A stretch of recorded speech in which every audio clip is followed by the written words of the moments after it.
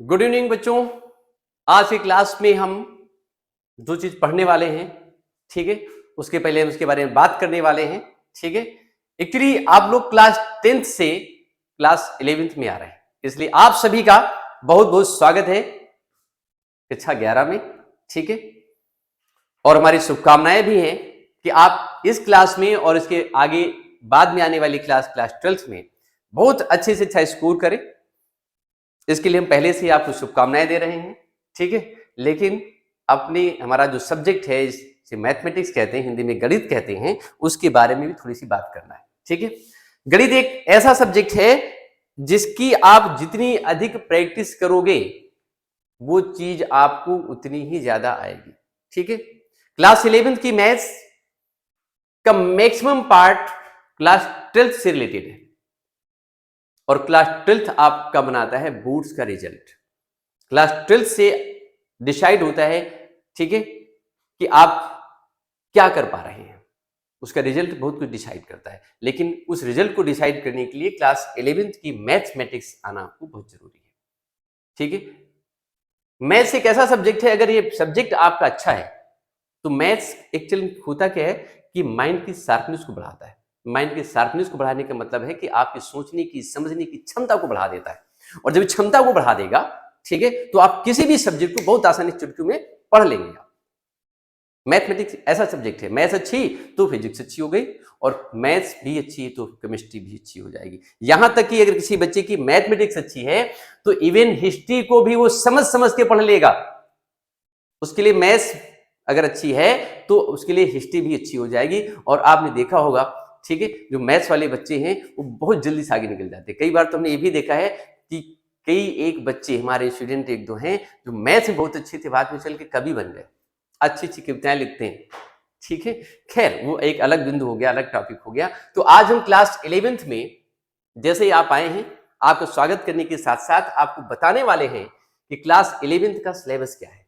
और उस सिलेबस में आज की क्लास में सिर्फ इतना ही होगा कि हम आपको सिलेबस बताएंगे, मार्क्स वाइज डिवीजन कैसा है ये बताने वाले हैं। ठीक है, उसमें पीरियड्स कितने लगने वाले हैं इसकी बात करने वाले हैं।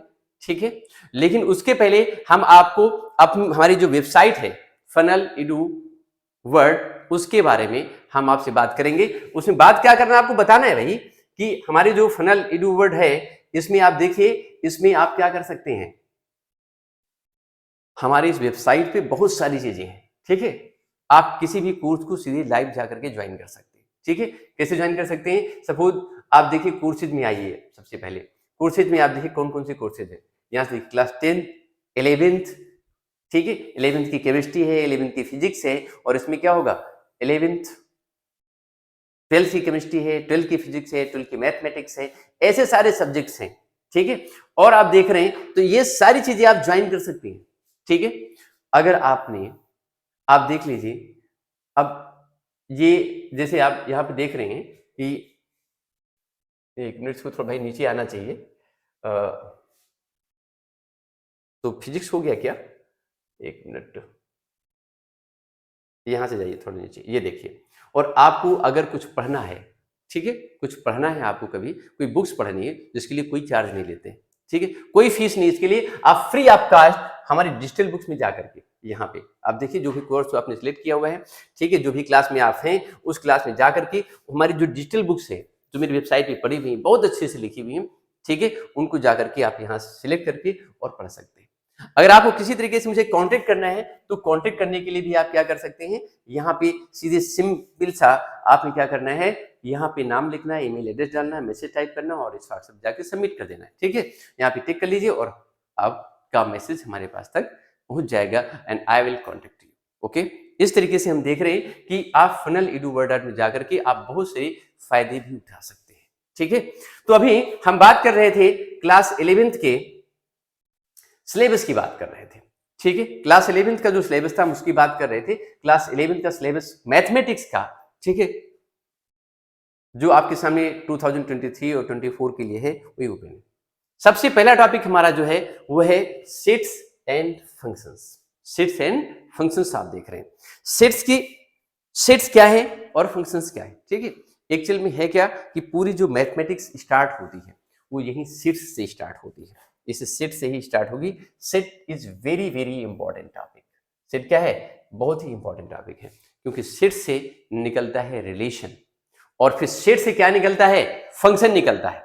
ठीक है, तो सेट्स में आप देख रहे हैं कि यहाँ पे देखो जैसे लिखा हुआ है, ये आप जाए यहाँ पे, ये देखिए, ये एक्सेल में होता क्या है, बोर्ड एकदम से बड़ा हो जाता है। ठीक है, इसको छोटा रहना चाहिए थोड़ा सा, ऐसे करके। ठीक है, ये देखिए, इसमें क्या है, ये सेट्स आप देख रहे हैं, सेट्स एंड फंक्शंस। तो सबसे पहले पढ़ेंगे आप इसमें सेट्स। सेट्स को पढ़ाने के लिए 20 पीरियड दिए गए इसमें। आप एनसीईआरटी की बुक से पढ़ते हैं, ठीक है, तो 20 पीरियड्स के लिए सफिशिएंट है। कुछ कम पीरियड में भी हो जाता है। ठीक है, कुछ कम पीरियड में भी हो जाता है, तो आप कुछ कम पीरियड में भी करके, और आपको फोकस कहां करना है? रिलेशंस और फंक्शंस पे। रिलेशंस सेट्स से निकलता है। ठीक है, सेट्स जब आप पढ़ लेंगे ठीक से, तो आपको रिलेशन समझने में कोई दिक्कत नहीं होगी, और अगर आपको रिलेशन समझ में आ गया तो ऑब्वियसली आपको फंक्शन भी समझ में आ जाएगा।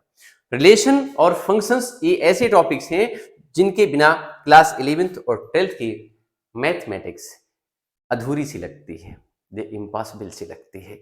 ठीक है, ये जो रिलेशंस और फंक्शंस हैं, इसके बिना हमने क्या बताया? मैथमेटिक्स 11th और 12th में तो अधूरी सी ही लगेगी। अगर आप जेईई के लिए तैयार कर रहे हैं, ठीक है, तो डेफिनेटली आपको ये टॉपिक अच्छे से आना ही चाहिए, और ये टॉपिक सीखने के लिए आपको ये टॉपिक भी आना चाहिए, क्योंकि इस सेट्स का एप्लीकेशन कहां कहां होना है? पहली बात तो रिलेशंस में होगा, और रिलेशंस के बाद किस में करना है? इसका हम कई बार एप्लीकेशन प्रोबेबिलिटी में भी करेंगे। क्लास 11th में प्रोबेबिलिटी है, तो इसमें लिखा होगा इसमें कहीं स्टैटिस्टिक्स एंड प्रोबेबिलिटी में भी करने वाले हैं, और क्लास 12th की प्रोबेबिलिटी में भी करते हैं। ठीक है, प्रोबेबिलिटी को हिंदी में प्रायिकता कहते हैं। ठीक है, तो आप देखिए, ये आपको सेट्स बहुत अच्छे से आने चाहिए। नंबर 1 चीज सेट्स की बात कर लेते हैं, और उसके बाद फिर हम बात करते हैं रिलेशंस और फंक्शंस की। जो रिलेशंस और फंक्शंस हैं, ये भी बहुत इंपॉर्टेंट, मैंने आपको भी तुरंत बताया कि बिना इसके मैथमेटिक्स अधूरी सी लगती है, इसलिए इस पे विशेष फोकस करना है आपको। क्लास 11 में पूरा फोकस करना है, इसमें से कोई पॉइंट ऐसा रह ना जाए, ठीक है, रिलेशंस और फंक्शंस में जो आपको अच्छे से ना आए। ठीक है, इसके लिए 20 पीरियड से, तो हम इसमें चाहेंगे कि इसको कंप्लीट करें, इसको 16 पीरियड में कंप्लीट कर लें। इसको सेट्स को 16 पीरियड 15 में कंप्लीट कर लें, बट इसके लिए 25 पीरियड रखें। किसके लिए? रिलेशंस और फंक्शंस के लिए। जब रिलेशंस और फंक्शंस में 25 पीरियड हम कवर करेंगे, तो ये अच्छे से इसकी प्रैक्टिस हो जाएगी, और जब इस रिलेशन फंक्शंस की अच्छे से प्रैक्टिस होगी, तो आगे की चीजें और आपके लिए इजी हो जाएंगी। क्लास 12th आपके लिए इजी हो जाएगा, आपके सपने साकार हो जाएंगे अगर आपने चैप्टर पढ़ लिया तो। ठीक है, बिकॉज जो भी कंपटीशन आप कर रहे हैं, ठीक है, ज्यादातर बच्चे कोशिश करते हैं पीछे वाले की वो जेईई की प्रिपरेशन करते हैं या किसी और अच्छी कंपटीशन की प्रिपरेशन करते हैं, लेकिन सब में जो क्वेश्चंस आते हैं those are approved by the functions, वो सब फंक्शन से अप्रूव्ड होते हैं, इसलिए इसकी जानकारी अच्छे से होनी ही चाहिए। ठीक है, 11th में आसान है, बिल्कुल टफ नहीं है। ठीक है, लेकिन हमारा यह सजेशन है कि इसको पढ़ने के लिए पूरा फोकस करना है आपको। ठीक है, आप अभी क्लास 10th से सीधे सीधे 11th में आ रहे हैं।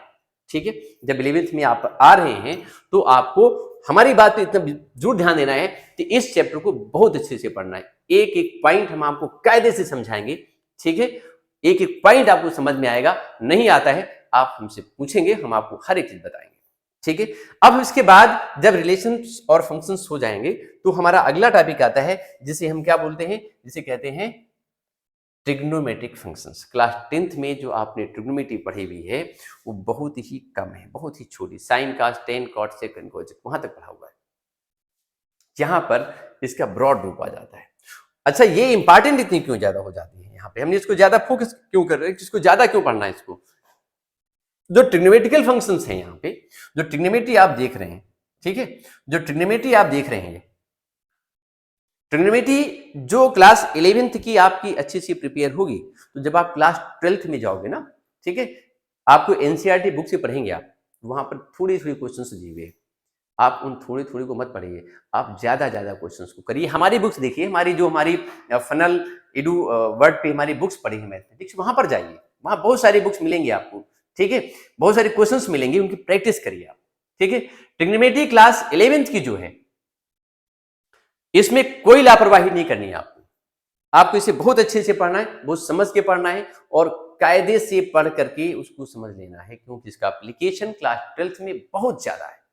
हम ये नहीं कहेंगे कि इसको आप आराम से पढ़ें, कायदे से पढ़ें, आराम से पढ़ें और कायदे से पढ़ें आप, ठीक है। लापरवाही में इसे बिल्कुल ना पढ़ें, क्योंकि इसका एप्लीकेशन क्लास 12th में बहुत ज़्यादा होने वाला है, हर जगह पर होने वाला है। इनवर्स ट्रिग्नोमेट्री फंक्शन में यूज होने वाला है, कैलकुलस में होगा बहुत उसका यूज, ठीक है। और कैलकुलस आती है क्लास 12th में 35 मार्क्स की, ठीक है। तो अगर आपने ढंग से नहीं पढ़ा तो उसमें बहुत कुछ आप स्किप कर सकते हो। फिर क्लास 12th में प्रैक्टिस अगर क्लास 11th में नहीं है ट्रिग्नोमेट्री की, तो क्लास 12th में इतने सारे फॉर्मूले आप एक साथ लर्न नहीं कर सकते। और किसी भी फार्मूले को लर्न करने का तरीका सिंपल सा होता है। हम कई बार कहते हैं कि किसी भी फार्मूले को अच्छे से लर्न करने का तरीका क्या है कि आप उससे रिलेटेड जो क्वेश्चंस हैं उनकी ज्यादा से ज्यादा प्रैक्टिस करें, ठीक है। और हमारी जो वेबसाइट है ना, उस वेबसाइट पे जाइए आप, ठीक है। उस वेबसाइट पे देखिए, बहुत प्यारे प्यारे क्वेश्चन पड़ेंगे बिल्कुल, ठीक है। न जा पहले तो आपको इजी, फिर उसके बाद थोड़े से और कठिन, फिर और कठिन, लेकिन जो कठिन वाले क्वेश्चंस भी उनको बहुत इजी करके हम आपको बताने वाले हैं, ठीक है। तो देखिए, ये आप देख रहे हैं ट्रिग्नोमेट्री ढंग से पढ़ें आप, और ट्रिग्नोमेट्री ढंग से पढ़ने के बाद में आगे टॉपिक में हम चलते हैं। हमारा इसमें देखो, इसमें फार्मूले लिखे हुए बहुत सारे, ठीक है। ये जो फार्मूले इन्होंने लिखे हुए हैं, उस फार्मूले को अगर हम देखें यहाँ से ऐसे करके, तो ये यहाँ पे कुछ कम फार्मूले में लिखे हुए, ठीक है। यहाँ पे सिलेबस में कम फार्मूले लिखे हुए, बहुत सारे फार्मूले होते हैं। इन फार्मूलों का सिर्फ याद करना जरूरी नहीं है, इन फार्मूलों का एप्लीकेशन कैसे करते हैं ये बहुत जरूरी है। और इसके लिए हम भी कहेंगे कि एनसीईआरटी की सभी बुक जो है वो सफिशिएंट नहीं होंगी बिल्कुल भी, क्योंकि वहां पर नंबर ऑफ क्वेश्चंस बहुत ही कम है, ठीक है। इसलिए हम कहेंगे कि आप, ठीक है, एनसीईआरटी बुक के साथ साथ एनसीईआरटी एग्जाम्पलर भी लगाएं, और साथ में, ठीक है, रेफरेंस बुक और हमारी ये जो वेबसाइट पे हमारी बुक पड़ी हुई, आप वहां से जरूर पढ़ें, वहां हमने बहुत अच्छे अच्छे क्वेश्चन डाल रखे हैं, ठीक है। आगे चलते हैं, इसमें अगला पॉइंट हम देखते हैं जो हमारा आता है एलजेब्रा। एलजेब्रा में आता है complex number and quadratic equations, ठीक है। क्वाड्रेटिक इक्वेशन और कॉम्प्लेक्स नंबर, इसमें कॉम्प्लेक्स नंबर में भी हम क्या करते हैं, ट्रिग्नोमेट्री का हमारा यूज होता है, ठीक है। एल्जेब्रिक इक्वेशंस जो हमारी क्वाड्रेटिक इक्वेशंस होते हैं, उनमें कॉम्प्लेक्स नंबर कैसे उसको यूज करते हैं। कॉम्प्लेक्स नंबर का मतलब होता है जिसमें इमेजिनरी और रियल नंबर दोनों मिला दिए जाए, वो जाता है कॉम्प्लेक्स नंबर, ठीक है। और इमेजिनरी नंबर यहाँ पे देखो लिखा हुआ है, यहाँ पे इस जगह पे जिससे ये दिखा ना, ये रूट 1 दिख रहा है, रूट -1, रूट -1 का मतलब होता है इमेजिनरी। किसी भी नेगेटिव नंबर का स्क्वायर रूट निकालना इम्पॉसिबल सी चीज होती, उसको इमेजिनरी मान के हम तब आगे बढ़ते हैं, ठीक है। अब अगला पॉइंट हमारे पास में आता है, ये मार्क्स वाइज बहुत ज्यादा नहीं है, और 10 पीरियड्स भी शायद हमको लगता है इसके लिए ज्यादा होंगे, ठीक है। इसके हम 2 पीरियड कुछ कम करके, ठीक है, 2 पीरियड से कम करके, और इसे हम ट्रिग्नोमेट्री को दे सकते हैं, या फिर आगे जो हमारा परम्यूटेशन कॉम्बिनेशन वहां पर उसको शिफ्ट कर सकते हैं, ठीक है। ये यहां से आप देख रहे हैं, ठीक है, ये जो है ना, इस तरीके से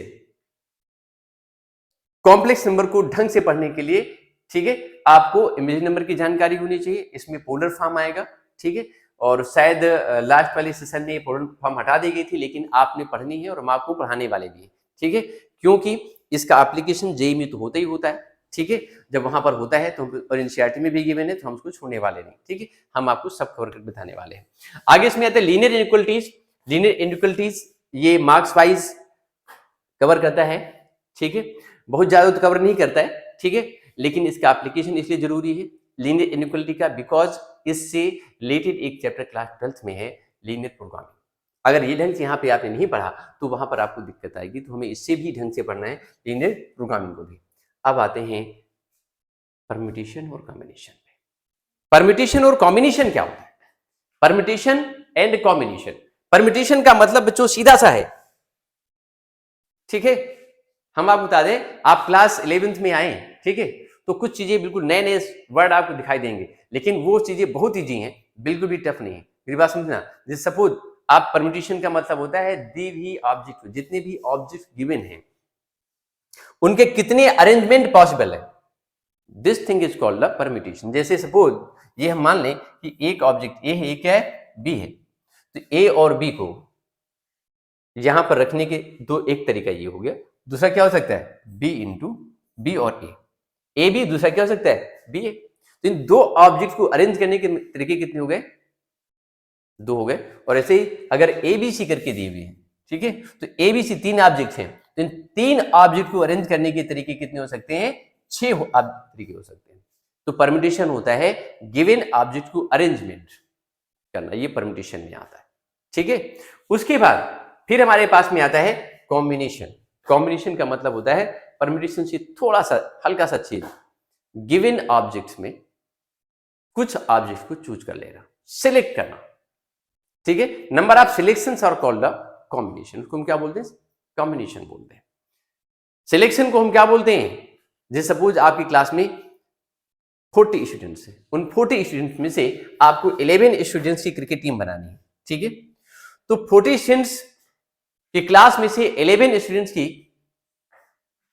क्रिकेट टीम बनानी है, तो जो सिलेक्शंस होंगे वो सिलेक्शंस क्या हो जाएंगे, दो selections are called the combination. उन सिलेक्शंस को हम क्या बोलेंगे, कॉम्बिनेशन बोलते हैं। क्या बोलेंगे, those are called the combination, उन्हें हम कॉम्बिनेशन बोलते हैं, ठीक है। तो परम्यूटेशन और कॉम्बिनेशन तो अभी हम पढ़ाएंगे, आपको चीजें ज्यादा समझ में आएंगी, ठीक है। अभी तुमसे बता रहे हैं आपको परम्यूटेशन क्या होता है और कॉम्बिनेशन होता क्या है। एंड इसके बाद आता है बाइनोमियल थ्योरम, बाइनोमियल थ्योरम, ठीक है। बाइनोमियल जैसे नाम से ही इसके स्पष्ट हो रहा है, बाइनोमियल दो चीजों, ठीक है, से मिला करके जो आपकी थ्योरम बना दी गई वो बाइनोमियल थ्योरम होगी। जैसे सपोज ये मान लिया जाए कि हमारे पास में लिखा हुआ है x और प्लस में लिख दिया जाए a, बात समझे कि नहीं। इसकी हम पावर कर दें 1, पावर अगर हम 1 करेंगे तो इसकी पावर 1 करने पर कितना निकलेगा, 1 पावर करने पर कितने टर्म्स आएंगे, जब पावर 1 है तो एक्सपेंशन में नंबर आ जाएंगे सिर्फ 2, ठीक है। Will get 2 terms in the expansion, इसके एक्सपेंशन में केवल 2 टर्म मिलेंगे मुझको, ठीक है। एक x, दूसरा कौन सा मिलेगा, a मिलेगा। और अगर इसकी पावर को हम 2 कर दें, कितना कर दें, पावर 2 कर दें, x प्लस 8 फुल पावर 2 कर दें, तो ये x square plus a square n plus कितना हो जाएगा, 2ax आ जाएगा। इसमें 3 टर्म्स मिलेंगे। ऐसे पावर 3 कर दें तो टर्म्स कितने मिलेंगे, 4 हो जाएंगे। तो बाइनोमियल थ्योरम का मतलब होता है, यहां पर आप देखेंगे जब इसी तरीके से हमारे पास में सपोज कभी x plus 8 whole power n हो जाए तो उसकी एक्सपेंशन में नंबर ऑफ टर्म्स कितने आएंगे, यहां से 2 तक तुमने ओपन कर दिया, 3 तक ओपन कर देंगे फार्मूले से, पावर n हो जाएगी तो कैसे ओपन करेंगे, कहीं नहीं कर सकते। तो इसकी एक्सपेंशन में नंबर ऑफ टर्म्स कितने आएंगे, n प्लस 1 निकलेंगे। जी आपकी क्या होती है, बाइनोमियल थ्योरम, ये बाइनोमियल थ्योरम है। इसके बाद अभी हम देखेंगे इसमें परम्यूटेशन कॉम्बिनेशन हो गया, फिर क्या हो गया, बाइनोमियल थ्योरम।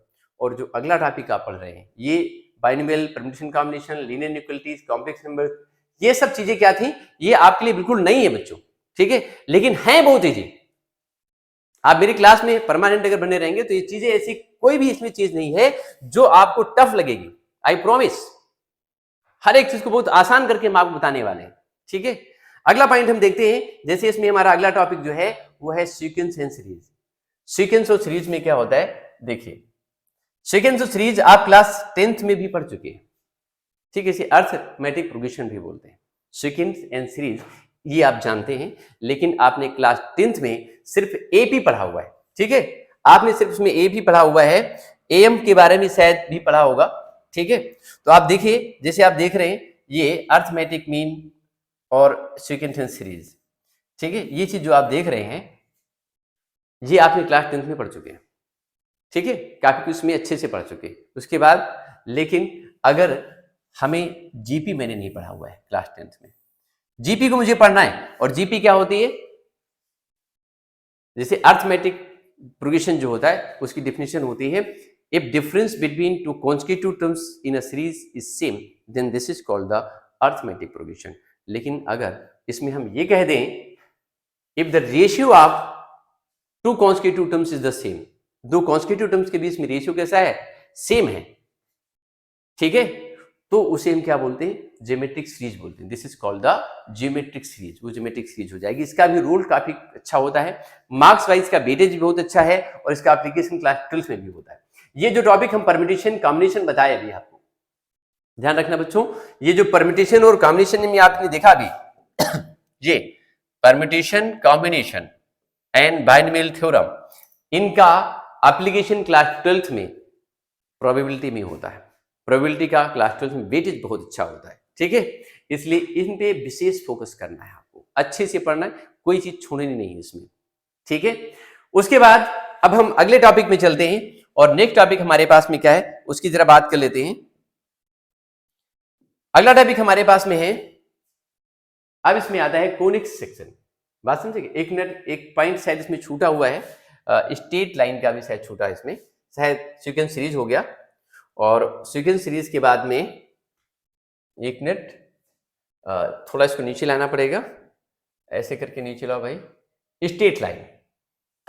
अगला टॉपिक हमारे पास में स्ट्रेट लाइन का, ठीक है। ये स्ट्रेट लाइन क्या होता है, स्ट्रेट लाइन को देख लीजिए, इसके बारे में आपने क्लास 10th में तो नहीं पढ़ा है, ठीक है। क्लास 11th में आप अभी आए, ठीक है, और अभी हमने पढ़ाना शुरू भी नहीं करा हुआ है, ठीक है। तो हम बता दें स्ट्रेट लाइन होती क्या है, ठीक है। इसमें आप क्या पढ़ने वाले हैं। स्ट्रेट लाइन एक ऐसा टॉपिक है जो कोऑर्डिनेट से रिलेटेड है, और क्लास 9th और 10th में आपने कोऑर्डिनेट ज्योमेट्री पढ़ी हुई है, ठीक है। और कोऑर्डिनेट ज्योमेट्री अगर आपको आती है तो आप स्ट्रेट लाइन बहुत आसानी से पढ़ लेंगे, कोई दिक्कत ही नहीं होगी आपको। और स्ट्रेट लाइन का एप्लीकेशन भी बहुत अच्छा होता है, ठीक है। Even class 11th and 12th also, 12th में भी होता है। 12th में ये 3D ज्योमेट्री की फॉर्म में जाएगी, ठीक है, वेक्टर की फॉर्म में जाएगी, ठीक है। इसलिए इसका भी जानकारी ठीक से होना चाहिए। और स्ट्रेट लाइन जो आपकी क्लास 11th में एक पॉइंट कई बार बच्चों को कम समझ आता है, बात समझे कि नहीं, उसकी हम बात कर ले रहे हैं यहाँ पे। स्लोप क्या होता है, slope of a line, this is very important point. Slope of a line, अगर इस लाइन की हम बात करेंगे तो slope of line, this is very very important. जो स्लोप की बात कर रहे हैं, ये स्लोप बहुत इंपॉर्टेंट पॉइंट है। स्लोप आना चाहिए, अगर स्लोप निकालना आपको आता है तो स्ट्रेट लाइन भी आप आराम से फाइंड कर लोगे, ठीक है। इसके डिफरेंट फॉर्म होते हैं स्ट्रेट लाइन के, वो आपने सीखे, लेकिन इसमें सबसे इंपॉर्टेंट मैंने पूछा हुआ है, बताया हुआ है, this is the slope. Slope अगर आपने अच्छे से पढ़ा हुआ है, ये हमने लिखा हुआ है, मार्क कर दे रहे हैं ब्लैक से। स्लोप आपको बहुत अच्छे से आना चाहिए, स्लोप है क्या, और हम आपको इसी जगह पर बता भी दे रहे हैं, ठीक है। ऐसे करके बता दे रहे हैं, देख लीजिए। स्लोप का मतलब होता है कोई भी लाइन, स्ट्रेट लाइन जैसे लिखी हुई है, देखो ये थोड़ा सा उसके ऊपर चल गया, तो इसको जरा यहां से हटाते हैं और इसको यहां से खत्म करते हैं, ठीक है, और फिर लेते हैं। स्लोप का मतलब होता है कोई भी लाइन एक्स एक्सिस की पॉजिटिव डायरेक्शन से जो भी एंगल बनाएगी, बात समझे कि कोई भी लाइन एक्स एक्सिस की पॉजिटिव डायरेक्शन से जो भी एंगल इंटरसेप्ट करने वाली है, बात समझे कि उस एंगल के टेन को, उसके टेन, टेन, टेन जो ट्रिग्नोमेट्री में पढ़ा हुआ है आपने, उस एंगल के टेन को हम क्या बताते हैं, बोलते हैं स्लोप। एक्स एक्सिस की पॉजिटिव डायरेक्शन क्या होती है, जैसे लाइन एक्स एक्सिस यहां पे इंटरसेक्ट कर रही है, तो उसके राइट हैंड साइड का डायरेक्शन क्या हुआ, ये पॉजिटिव हो गया, लेफ्ट हैंड साइड कैसा हुआ, नेगेटिव हुआ। सपोज ये एंगल बनना था 45 डिग्री, और हम इस लाइन की स्लोप आपसे पूछें, तो स्लोप को जनरली हम एम से रिप्रेजेंट करते हैं, और एम इक्वल टू, इसमें इंक दिखाई नहीं दे रही है तो इसको हमें ब्लू लेना पड़ेगा, ठीक है। इसको हमको ऐसे करके ऐसे एक बार फिर से बनाना पड़ेगा, ये 45 डिग्री। अब देखिए ये पॉइंट आ गया, ठीक है। तो अब आप देखिए स्लोप का मतलब होता है tan 45, जो भी एंगल बना रही थी ना उसी का tan निकाल दीजिए, तो tan 45 का मतलब हुआ 1, तो इस लाइन की स्लोप कितनी हो जाएगी, 1 हो जाएगी, ठीक है। अभी हम बात करेंगे इसमें अगले पॉइंट की। अगला पॉइंट हमारे पास में क्या है, ठीक है। अगला पॉइंट हम देख लेते हैं। अगला पॉइंट जिसमें हम बात करते हैं अब इसमें कोनिक सेक्शन की। कोनिक सेक्शन क्या होता है, कोनिक सेक्शन क्या है, कोनिक्स, कोन को किसी डिफरेंट प्लेन से कट करने पर, ठीक है, जो कर्व मिल जाते हैं, those curves are called the conic section. आपके कोनिक सेक्शन के आपके सिलेबस में क्लास 11th में 4 सेक्शंस हैं, circle, parabola, ellipse and hyperbola, ठीक है। ये 4 आपको पढ़ने हैं, ठीक है, इस कोनिक सेक्शन में। और अगर आपकी स्ट्रेट लाइन से आती है, आपने कोऑर्डिनेट ज्योमेट्री क्लास में पढ़ी हुई है, तो कोनिक सेक्शन में भी कोई खास दिक्कत आपको होने वाली नहीं है, ठीक है। ये भी बहुत आसान सा चैप्टर है, ठीक है, और इसे पढ़ने के लिए 25 पीरियड्स सही है। लेकिन आपकी अगर केवल सिर्फ एनसीईआरटी से पढ़ते हैं, बात समझे कि नहीं, तो उसके लिए 25 पीरियड ज्यादा है। लेकिन अगर आप प्रॉपर्ली इसकी स्टडी कर रहे हैं, ठीक है, तो स्टडी करने के लिए 25 पीरियड जो आप देख रहे हैं ये सफिशिएंट है। इसमें आप ढंग से इसको पढ़ सकते हैं, समझ सकते हैं, प्रैक्टिस कर सकते हैं, ठीक है। आगे चलते हैं, फिर हम बात करते हैं इंट्रोडक्शन ऑफ 3 डायमेंशनल ज्योमेट्री की। 3 डायमेंशनल ज्योमेट्री ये भी बहुत अच्छा टॉपिक है।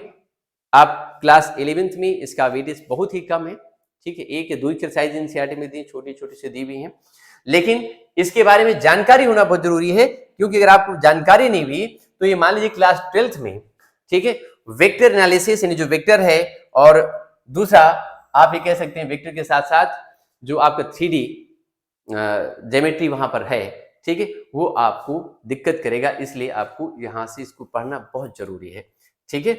और इसके लिए हमें लगता है 10 पीरियड्स इज मस्ट सफिशिएंट, ठीक है। इसको हम और कम पीरियड में पढ़ सकते हैं, ठीक है। इसके लिए 5 पीरियड विल बी सफिशिएंट, हम उसको और भी कम पीरियड में पढ़ करके आगे निकल सकते हैं, ठीक है। हम जो पीरियड यहाँ पर बचेंगे हमारे, ठीक है, हम कोशिश करेंगे कि उन पीरियड्स को हम कहीं और भी डिस्ट्रीब्यूट कर दें, जैसे लिमिट्स और कंटिन्यूटी में दे दें, ठीक है। आगे हम इसमें बात करेंगे कैलकुलस की। किसकी बात करेंगे हम? कैलकुलस की बात करेंगे। तो जो कैलकुलस हमको दी हुई है, हम उस कैलकुलस की बात करेंगे, ठीक है। लिमिट्स एंड कैलकुलस, जो लिमिट्स हमारी दी हुई है, लिमिट्स को अगर हम देखेंगे, लिमिट्स, लिमिट का मतलब होता है लिमिट, कहा जाता है ना, लिमिट में रहना अपनी, ठीक है। खैर ऐसा कुछ नहीं है, ठीक है। लिमिट्स का मतलब होता है लिमिट, कोई फंक्शन दिया हुआ है, ठीक है, उस फंक्शन में आपने कोई वैल्यू डाली, ठीक, तो उसकी एक लिमिट हो जाती है, फिक्स हो जाती है कि वैल्यू मैक्सिमम इतनी हो सकती है, मिनिमम इतनी हो सकती है, that thing is called the limits. और उसके बाद में आता है डेरिवेटिव। डेरिवेटिव क्लास 11th में बहुत इंपॉर्टेंट टॉपिक है। जो बच्चे फिजिक्स केवल PCB वाले बच्चे भी हैं, उनके लिए भी लिमिट्स का कुछ पार्ट और डेरिवेटिव ये आने बहुत जरूरी है, क्योंकि इसके बिना फिजिक्स नहीं चलती है, ठीक है। आपको डेरिवेटिव आना ही चाहिए, ठीक है। क्लास 11th में मैथमेटिक्स में इसका रूल कम है, ठीक है, मार्क्स वाइज भी हमें लगता है थोड़ा सा कम है, ये बात समझे कि नहीं। लेकिन फिर भी आपने क्या करना है, इसकी प्रैक्टिस बहुत कायदे से करनी है, बहुत ब्रीफली जाकर के करनी है प्रैक्टिस, लिमिट्स और कंटिन्यूटी की, ठीक है। इसमें जो आपकी लिमिट्स और डेरिवेटिव की, कंटिन्यूटी तो क्लास 12th में है, ठीक है। डेरिवेटिव्स के बहुत सारे क्वेश्चंस करने हैं, लिमिट्स के बहुत सारे क्वेश्चंस करने हैं और प्रैक्टिस करनी है। हम एक बात हर बार हमेशा बच्चों से कहते हैं कि आपको अगर मैथ्स सीखनी है, मैथ्स को पढ़ा नहीं जाता है, मैथ्स को सीखा जाता है, और मैथ्स सीखने के लिए आपको प्रैक्टिस करनी पड़ती है। और प्रैक्टिस तभी होती है, बच्चों ध्यान रखना कि प्रैक्टिस तभी आप कर सकते हैं जब आप अपना पेन और कागज खर्च करते हैं। पेन और कागज खर्च करने के भी दो तरीके होते हैं। एक ये होता है, मैथ्स कुछ बच्चों की कमजोर हो जाती है, कुछ बच्चों की अच्छी हो जाती है। तो कुछ बच्चों जिनकी अच्छी होती है, वो अच्छी कैसे होती है और खराब कैसे होती है। कुछ बच्चों को आपने देखा होगा कि सारे साल भर मैथ्स ही लगाते रहते हैं और हमेशा मैथ्स में फेल भी होते रहते हैं। कई बार ऐसा होता है, कई बच्चों को हमने देखा है कि पूरी, जब भी इनके पेरेंट्स से बात करो तो ये कहते हैं कि हमारा बच्चा तो मैथ्स पढ़ रहा था, सुबह से शाम तक मैथ्स लगाया करता है और फेल भी मैथ्स में हो जाता है। उसका रीजन है, क्या हो सकता है रीजन? रीजन उसका ये हो सकता है बच्चा पढ़ता नहीं, वो चीटिंग करता है, कॉपी करता है, ठीक है। बुक खोली, एग्जाम्पल छापना शुरू कर दिया, देख देख के कॉपी पे नोट कर रहा है। ये मैथ्स लगाना थोड़ी ना, आपका दिमाग थोड़ी चल रहा है। मैथ्स सीखने के लिए आपने क्या करना होता है, खुद से अपना दिमाग अप्लाई करना है, खुद से करना है आपको, और जो नहीं आए वो टीचर से पूछना है, ठीक है। अगर आपने कॉपी करना शुरू कर दिया, ठीक है, एक एक क्वेश्चन छापना शुरू कर दिया अपनी कॉपी में, एग्जाम्पल देख रहे हैं, नोट कर रहे हैं, ये कोई तरीका पढ़ने का?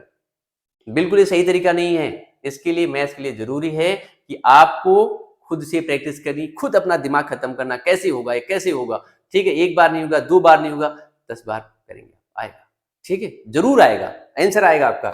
चलिए आगे चलते हैं अगले टॉपिक में। लास्ट टॉपिक हमारा शायद है ये स्टैटिक्स एंड प्रोबेबिलिटी। प्रोबेबिलिटी और स्टैटिक्स में क्या है, ठीक है। स्टैटिक्स जो है आपका क्लास 10th में आपने जो पढ़ा हुआ है, इसका बहुत सारा पार्ट आपको यहाँ पर हेल्प करने वाला है, ठीक है।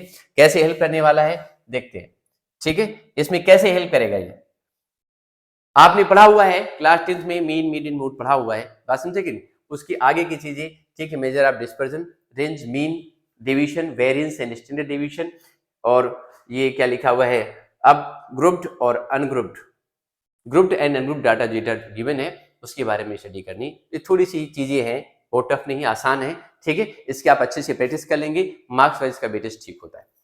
अब इसमें हम बात करेंगे प्रोबेबिलिटी की। प्रोबेबिलिटी इसमें लास्ट टॉपिक इसका है क्लास 11th का, ठीक है।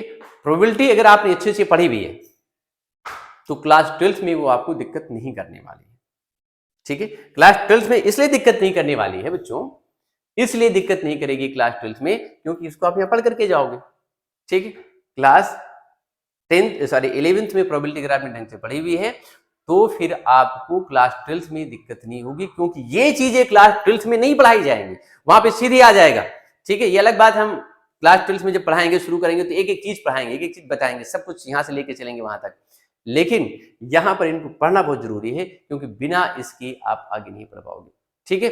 प्रोबेबिलिटी इसमें इवेंट्स, ठीक है, अकरेंस ऑफ इवेंट्स, सबसे पहले इवेंट्स क्या होती है, रैंडम एक्सपेरिमेंट क्या होता है, ठीक है। रैंडम एक्सपेरिमेंट जानते हो आप क्या होता है, हम डाइस को ऐसे थ्रो कर दें, एक्सपेरिमेंट, कॉइन को थ्रो कर दिया, रैंडम एक्सपेरिमेंट, और उसे जो रिजल्ट आ रहे हैं वो क्या हो गया, आउटकम्स हो गया, ठीक है, वो क्या हो गया, आउटकम्स, और उसमें से हेड आया या टेल आया, ये क्या हो गई, इवेंट हो गई, ठीक है। समझाने को तुम एक लाइन में समझा देंगे पूरी आपको, लेकिन समझ पाओ तो ना, ठीक है। और इतनी जल्दी समझ भी नहीं आता सब कुछ, ठीक है। उसके लिए आपको प्रॉपर्ली चीजें पढ़नी पड़ती हैं और प्रैक्टिस करनी पड़ती है। हम बार बार बच्चों कहते हैं कि ट्राई इट योरसेल्फ, क्वेश्चंस को खुद से करने की कोशिश करो, जब ना आए तो टीचर से पूछो, ठीक है। तो हमने आपको बताया, इसमें हमारा जो सिलेबस था हमने उसके बारे में बात करी अभी आपसे, ठीक है। और सिलेबस के बारे में बात करी, बताया मैंने आपको कि कौन सा टॉपिक कहाँ से ज्यादा पूछा जाना है, किस पे ज्यादा फोकस करना है आपको, ठीक है। जिन टॉपिक्स हमने ज्यादा बताया है कि इस पे फोकस करना है, ठीक है, तो आपने चाहिए कि आप उस पर ज्यादा से ज्यादा फोकस करो, ठीक है। अगर आप अच्छे से फोकस करते हैं तो आई होप आपको क्लास 12th में कोई दिक्कत नहीं होगी, ठीक है। हर एक चीज आप एक्सेस कर पाओगे, ये आप देख रहे हैं। और जो इंटरनल असेसमेंट होता है 20 मार्क्स का, इस पे भी फोकस करना है, इस पे भी लैब मैनुअल वगैरह होता है, उस पर भी थोड़ा सा ध्यान देना है, जो टीचर्स बोलते हैं उसको भी करना होता है, ठीक है, उसे भी आपने करना है, ठीक है।